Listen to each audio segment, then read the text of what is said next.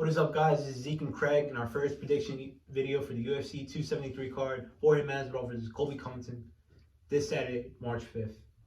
All right, so let's start with the early prelims. Is there anything that pops out?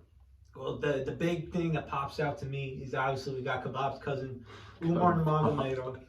Who do you have for that fight? Obviously, I gotta go with Umar Nurmagomedov. So, to be honest with you, every time I see the last name that ends with the Ov, I think they're winning. Like, I don't bet against them. Yeah, it's them Dagestanis, bro. You know, a lot of the guys are coming up are like 30, like in their 20s, 30s. Yeah, 100%. They grew up with the fucking Dagestan war. Like, it was either go to war, or drugs, or a sambo. So. Like, in my opinion, I think in 10 years from now, the Dagestanis are going to be running the UFC. I mean, they pretty much are. Like, you look at... You got Americans, the Caucasus is Brazilians. pretty much, like, that whole area is just sambo based. Like, Russians in general, though. Well, you know, we got Dustin Jacoby as the first fight came off the fight card, and it's crazy because he's on a win streak right now. I think he's unbeaten in his last 5. Really? He's going against Michael. I will not pronounce that, but he's a Polish guy.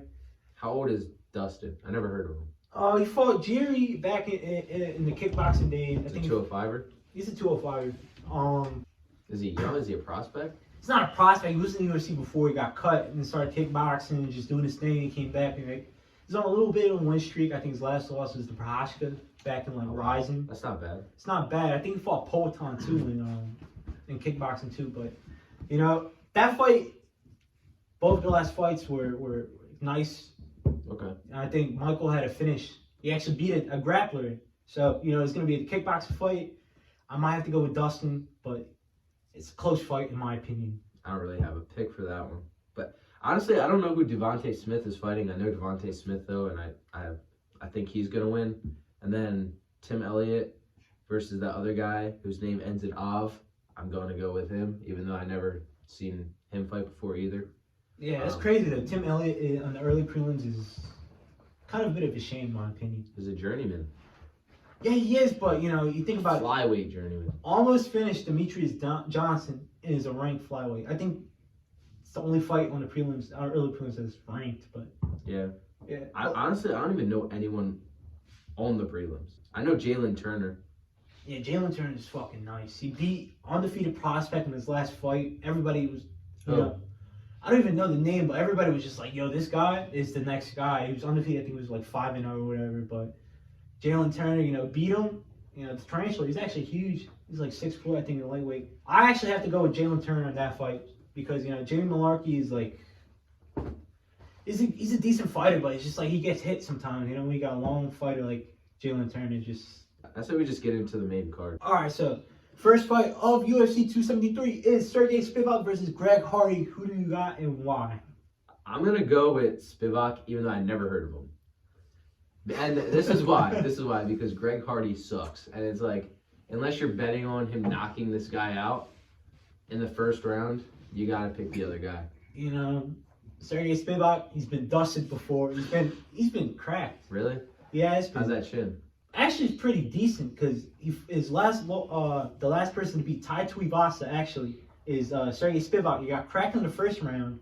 Yeah. Came back in the second. I believe he finished him in the second too, by submission. But you know, Greg Hardy, he's got a fucking bombs for the hands. You know, like. Dude, he's like a woman beater though, like John Jones. So I don't fuck with him at all. Let's go Cowboys! Let's go! I'm praying on his downfall. Yeah, Greg Hardy, you know, the whole situation, I don't know really too much about it, except for like, it was like domestic violence. Yeah, a lot of people say that, but you know, I look at them as a fighter. I'm talking about them as a fighter right now. He's not even good. Yeah, he's but you know, coming from NFL to now is like, you know, it's kind of decent, you know. You know, you look at the people he's fought, Marcin Tybura, Tai Tuivasa, and he's had successes. He's had a lot of success in those fights. You know, Derek Lewis didn't really crack Tuivasa. Greg Hardy did. Derek Lewis cracked him. It wasn't like wobble. Like you saw that in the like everyone. I was like, no way, Greg Hardy beats fucking Tai Tuivasa. All right, my prediction for the first fight though is Sergey Spivak by first round submission. You know, Greg Hardy got a defensive wet paper towel. So, I mean, if anything, it's gonna end in the first round. I believe so, just because Greg Hardy's going to knock him out on spit because he's going to fucking showcase his grappling. But, all right, Kevin Holland versus Alex Oliveira. Who you got? I'm going to go Kevin Holland. And I hear people saying that Kevin Holland has a better ground game than Alex Oliveira, which I think is crazy. I think Kevin Holland's way to win is to outstrike him. And I think Alex Oliveira's way to win is to submit Kevin Holland. So I definitely have Kevin Holland, and I'm going to probably go by third round knockout. You know, Alex Oliveira is a fucking gamer, you know? Like, this guy, fucking vet. Kevin Holland, you know, I think he's winless in his last 4 fights. So, it's a little bit on the downfall right now. He's going back down. He's going down to welterweight. You know, I think I weigh more than him. Fight at middle, then he doesn't cut weight from middleweight. Yeah? Yeah. Hmm. So, Alex Oliveira, though, you know, he can hit people. I don't know about his chin too much. Like, he's been submitted before, though. You know, so Kevin Holland kind of has that. But, you know, they're both long rangey fighters. Alex is kind of blitzes in. I don't know, because, like, you know, Kevin Holland pretty much got knocked out in his last fight. But it was like a straight forehead to the chin, you know? Yeah. I don't know, like, it's going to be like a head kick or something. That was Dawkins. To be fair, I think Kyle Dawkins is a better fighter than Alex Oliveira. Yeah, you could say that, but... But, you know, if their nickname's Cowboy, you know, they got heart, so... You never know with Cowboy, you know? It's just like... This fight is really 50-50 in my opinion, and I might have to go with Alex Oliveira, especially if you're going to bet... Final pick for that one. I'm going to go with Alex Oliveira as the underdog. Huge underdog. By what? I think second round sub. Ooh. All right. I think so. So now we got Etz and Barbosa versus Bryce Mitchell. Who do you got and why? Etz and Barbosa. Whoa. What do you mean, whoa? Whoa. He's, I think, relax. Etz and Barbosa is a plus 120 underdog right now. Cash that in right now. 145. Yeah, 145. Yeah. Oh, really? Yeah. Now, I'm betting on that one, definitely. Really? Listen, Bryce Mitchell, he's got a good ground game, but it's just like, is his striking going to be enough to, like, get Etz and Barbosa to the ground? You know, I watched Bryce Mitchell's last fight against Andre Fili. In the second round, he was getting fucking touched up. He was getting pieced up. Andre Fili got hands. People forget. Andre Fili, is he a better striker than Etz and Barbosa? Absolutely not. Absolutely Etz and Barbosa is longer, faster, and just overall fucking specimen. Like, no, I agree with you, but another thing about Etz and Barbosa is on the ground, like, he gets tired. He can stand for 5 rounds, but he can't grapple for 3 rounds. Yeah, but it's like hard. Bryce Mitchell grapples hard. He does grapple hard, but you gotta, like, does Bryce Mitchell have the pressuring and wrestling of Kebab, of Kevin Lee? Tony Ferguson submitted him, but you gotta think, he got pieced up so bad, Etz and Barbosa shot in for a double leg. Yeah. And then got submitted by the Darce. Yeah. Is Bryce Mitchell gonna piece up Etz and Barbosa so badly that Etz and Barbosa is gonna get taken down or shoot in for a double leg? I think he's gonna go the Khabib route and, like, just relentless takedowns. In my opinion, I have Bryce Mitchell by decision. You know, that's Etz and Barbosa's biggest weakness is pressure, heavy pressure, especially grappling heavy pressure. But we look at the Kevin Lee Even fight. striking, yeah, I was just about to bring that up. But Kevin Lee got wobbled, you know, that famous chicken dance, you know, in the 5th round. Does Bryce Mitchell, like, he got wobbled by Andre Fili. What is Etz and Barbosa going to do? And people are going to bring up that Etz and Barbosa almost got choked out by Giga. Etz was rocked. Well, here's the thing. Bryce is not going to rock. Let's be fair. If you're going into a fight versus Andre Fili versus going into a fight with Etz and Barbosa, you're going to be more careful and more weary of the dangers of Etz and Barbosa. Like, I don't think Bryce Mitchell's going to play that game. Like, most people wouldn't going into that fight, especially when they have a clear path to victory. Yeah.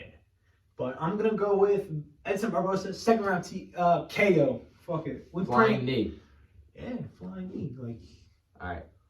And then Rafael Dos Anjos versus Renato Moicano. This is a good fight. Ralphie Dos Nachos, you know, that is the man, bro. This is a good fight. That man's a gangster, bro. 5'8". Shout out to my 5'8" gang right there, bro. 5'8" Kings, short Kings. Shout out. But. So who's your pick? Who do you got and why? I got RDA. I mean, what is RDA's main weakness? Heavy pressuring wrestlers. You know, Kebab. Kevin Lee had success, but if it's not somebody bigger than RDA, like RDA, Usman. Moicano is bigger than RDA. He's not Usman. He's not Colby. Usman, but he's a big boy. He's not. I think he's 5'11", but he fought at featherweight. Don't matter, dude. I know it don't matter, but I'm just saying, I mean, RDA has a win over somebody bigger than him too. Like, you look at Robbie Lawler. Yeah, that was good. Robbie Lawler's way bigger than Moicano, former UFC champ. Moicano, he's the guy that gets to maybe top 5, but after that, he's like a Dan Hooker. He's there, but he's not there. How old is Moicano? 32. But Moicano doesn't have a heavy wrestling presence. It's like. This for me is a pick'em, but for the sake of this video, I'm gonna pick a fight. I'm gonna pick a winner, and I'm probably gonna go with Rafael. I just think he's an all-around better fighter, pound for pound. It depends which Rafael shows up. Sometimes he doesn't show up, so we'll see. Rafael always shows up, and you know what? He does not always show up. When he's gonna show up? Colby. It's literally his fucking kryptonite. Wrestling. And it don't matter. You can't just not show up because of the matchup. No, he showed up. It was a decent fight. He actually took down Colby, which is why a lot of people are like, yo, Usman's going to fucking ragdoll Colby. If you're going to take him down by 5'8", lightweight RDA, I just think he's decent wrestling, I saw something. If RDA has decent wrestling, better wrestling than his opponent, then he should win. So I'm going to go RDA in that fight, definitely. By what? Probably decision, maybe. Me too. Decision or maybe late stoppage. That BJJ decision. I don't see a finish in that fight. All right, but now we're going down to the main event. Colby Covington, Jorge Gamebred Masvidal. Who we got and why? I want to hear what you have first. Me. All right. Colby obviously, ragdoll George in the wrestling department, but he has decent takedown defense. Took a little bit for Usman to take him down. Colby, coming down 4 months after the Usman fight, and he got knocked down twice. My final prediction for this fight, I'm going with the heavy underdog plus 225, George Masvidal. I'm gonna go by knockout in the 3rd round. You're a Masvidal fan, bro. I am a Masvidal fan, but you gotta look at it if you have Masvidal plus 255, Colby's chin, That's you as a betting man. That is a betting man. What is you as someone who's predicting this fight? No, predicting this fight. I just got a feeling that George kind of has his, Colby. What? Now, honestly, I feel the same way. I feel like that's the aura right now. Everyone just feels like Jorge's gonna win. If you look at this fight on paper, Colby wins this fight. But everyone just feels like Jorge's gonna win this fight for some reason. And I'm with you. I really feel like Jorge is gonna get the finish. I think he has a lot to lose with this fight, though. But Colby doesn't really. That's the thing, though. Neither man wants to lose to this guy. Yeah. But I think George doesn't want to lose to Colby more than Colby doesn't want to lose to George. 100%. Jorge does good under pressure. He does. You look at the Darren Till fight. Look at the Ben Askren fight. Diaz fight was no beef between them it was for the Askren they definitely fight. liked each other. I don't think there was beef between Till either, though. Yeah, it wasn't, but it was he's fighting in England. Mm-hmm. That fight was in London. But there definitely was a lot on him for the BMF thing. That was a big thing.